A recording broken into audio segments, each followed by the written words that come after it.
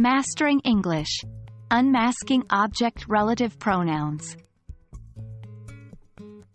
Hello language lovers. Today, we're going to dive into the world of object relative pronouns in English.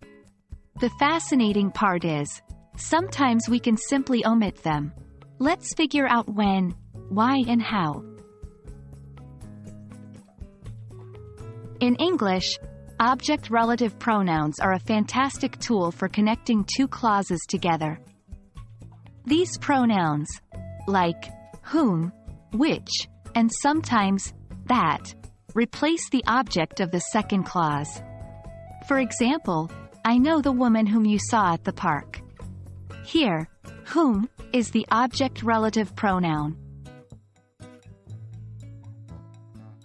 But sometimes, you can leave out the relative pronoun entirely, making your sentence sound more natural.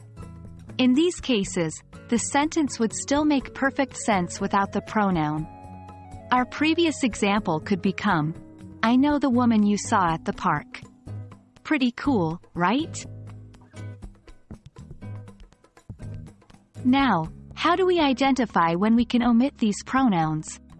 The key is understanding the difference between subjects and objects. In a relative clause, if the relative pronoun is the subject, it cannot be omitted. For instance, in the sentence, the book that is on the table is mine. That is the subject of the verb is, so it cannot be removed. But if the relative pronoun is the object, we can usually omit it.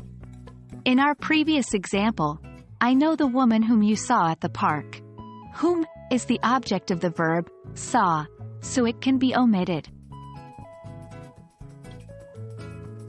The best way to get the hang of this is practice. Try to create your own sentences and experiment with omitting object relative pronouns. You'll get more comfortable with identifying these in no time. That's a wrap on object relative pronouns, folks. We've looked at how these pronouns work, when we can omit them, and how to identify them in a sentence.